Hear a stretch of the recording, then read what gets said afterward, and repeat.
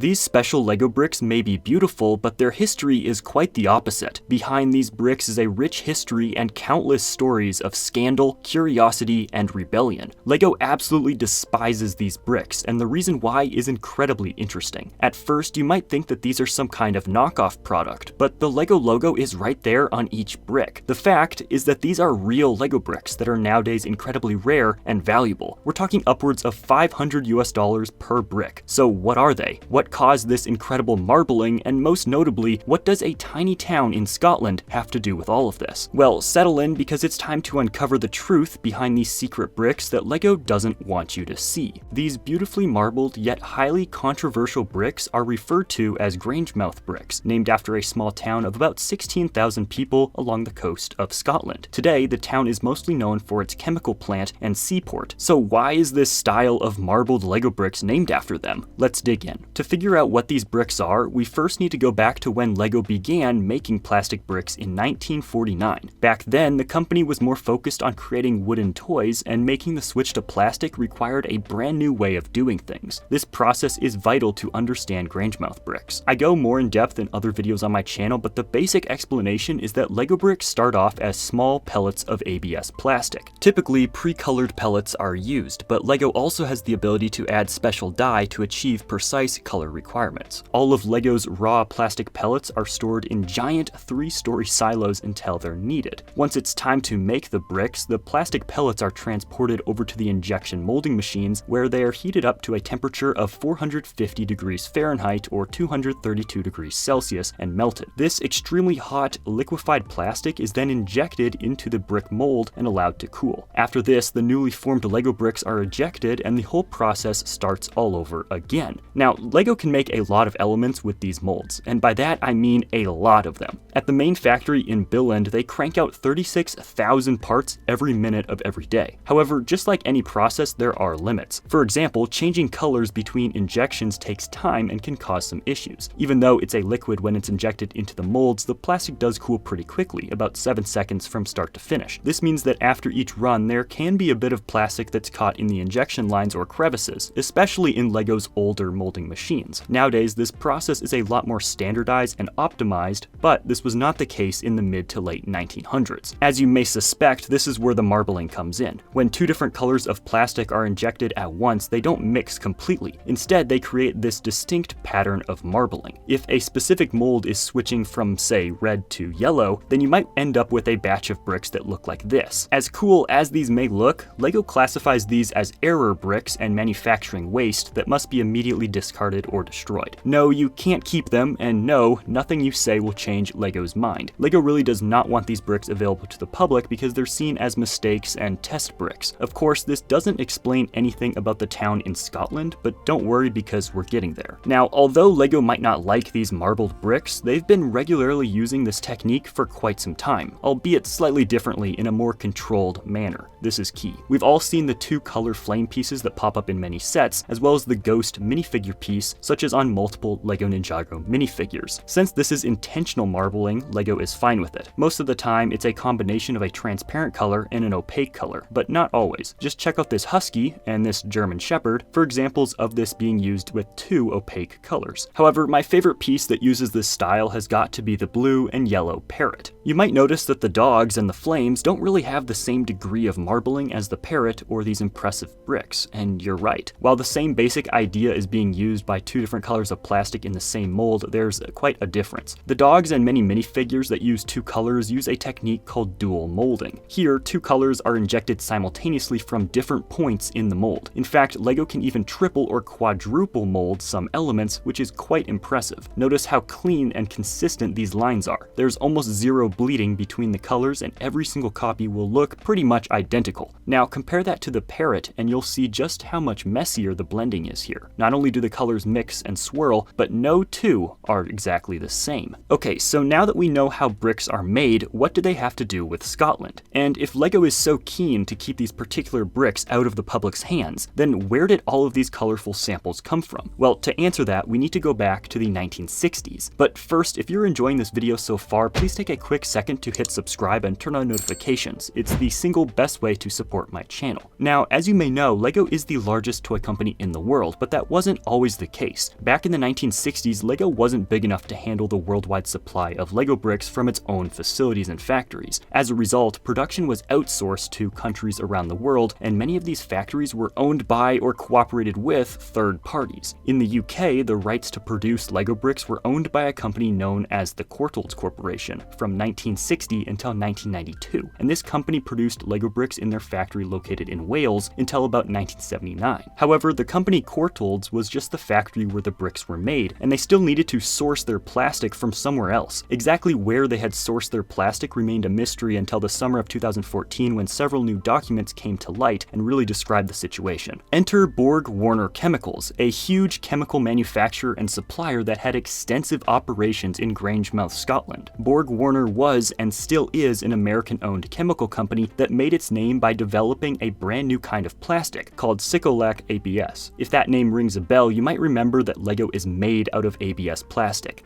Yeah, that's no coincidence. Borg-Warner was the company that invented the plastic that LEGO uses to this day. So to quickly refresh, we've got an American chemical producer called Borg-Warner with a plant in Grangemouth, Scotland, that is selling ABS plastic to Courtaulds, who's the one actually making LEGO bricks in Wales for the Danish company of LEGO. Truly globalization at work. But that still doesn't answer where these marbled bricks came from. Well, here's what happened. When LEGO first partnered with Courtaulds in the 1960s, they had to provide the new factory with all the required molds. LEGO molds are quite large and can weigh hundreds of pounds. Beyond their size though, the incredible quality control that LEGO is famous for all starts with these molds. These things are so valuable to LEGO that for decades they would bury retired molds in the foundations of their new factories just so that they couldn't fall into competitors' hands. And well, it seems that the Courtaulds Corporation didn't have quite the level of discretion and carefulness that LEGO would have liked. At some point in the 1970s, Courtaulds sent Borg-Warner a 2x4 brick mold of their very own. This was done so that Borg-Warner could perfect prototypes of new formulas for their plastic. They could try different combinations of ingredients on their very own mold, test them, and then produce the very best plastic. And it worked. For a while, until Borg-Warner employees began taking advantage of this opportunity. Over the course of 1977 through 1978, some rebellious employees at Borg-Warner ran their own experiments without permission from LEGO. In fact, they did this completely behind LEGO's back. Several engineers in Borg-Warner's color lab started mixing various colors in the mold to create what they called granite bricks. These marbled bricks were an instant hit with the creators, and they made thousands of them in all sorts of different color combinations, either for fun or also to sell for profit. While today it's impossible to know exactly how many were produced, it's likely tens of thousands over the 2-year period. The crazy part of all of this is that LEGO never knew that Borg-Warner had one of their precious brick molds until the colorful bricks began to flood the market. It was only Courtaulds that had the rights to produce bricks in the UK, certainly not random employees running brick color experiments for fun at Borg-Warner Chemical. So when LEGO began to get suspicious of what was going on, what did Borg-Warner do? Well, the engineers decided that the best thing for them to do was to simply give them away to all of the kids around Grangemouth, Scotland. Many ended up in daycares, schools, and actual households. Ever since then, these bricks have been known as Grangemouth bricks. And while it is possible that this charitable donation was done with LEGO's permission, the fact that LEGO currently destroys all of their marbled bricks, combined with the fact that LEGO never officially allowed Borg-Warner to make any bricks in the first place, makes it far more likely that this was done by Borg-Warner once again without permission from LEGO. But that wasn't the end, because not long after these bricks were produced, LEGO stopped all manufacturing in the UK. And while it's not clear exactly why, or if this lapse in corporate security played any part, it is certainly possible that LEGO was very upset by the fact that a factory had let a precious mold of theirs go to an unauthorized company. Regardless, LEGO had upped their production capacity enough to no longer require licensed factories, leading to the end of most license deals as they began directly producing bricks within their own factory in Denmark. However, Courtaulds was able to keep the distribution rights for LEGO in the UK despite not actually being the manufacturer anymore. Today, these Grangemouth bricks are for the most part the only available marbled bricks out there, and many of them are held by collectors. While it's certainly possible that some LEGO factory employees today might be able to smuggle a few out or create their own, the fact that we don't see this happening shows that LEGO has some serious control over what comes out of their factories. I mean, there are thousands of examples of malformed LEGO bricks that people have found over the decades, but I for one have never gotten a mistakenly marbled brick in any set that I've ever opened. This scarcity has made these bricks extremely valuable, if you can even find one for sale, that is. A quick check over on eBay shows only 3 for sale at this point, and the cheapest one is nearly $200, with some of the more rare colors going for upwards of $800 a piece. However, if you are extremely lucky, they can still be found in random toy shops in and around Grangemouth, Scotland, and there are several reports of tourists getting lucky. And while LEGO might not be the biggest fan of these incredible looking bricks, they at least recognize that they are a cool and unique part in the company's history. And in spring of 2021, LEGO announced that they would be selling limited editions of these marbled bricks on their website for a certain amount of VIP rewards points. This instantly got people's attention, as this would be a literal once-in-a-lifetime opportunity. But then people looked a little bit closer and realized when this was announced: April 1st. Yeah, this entire thing was an April Fool's joke by LEGO, and I remember that it tricked quite a few LEGO fans. Who knows though, maybe one day you'll make the difficult decision to buy one of these rare and beautiful bricks for hundreds of dollars. But luckily there is a much easier decision to make that's completely free: subscribing to my channel, because if you made it this far, you will definitely enjoy my other videos as well. Stay tuned.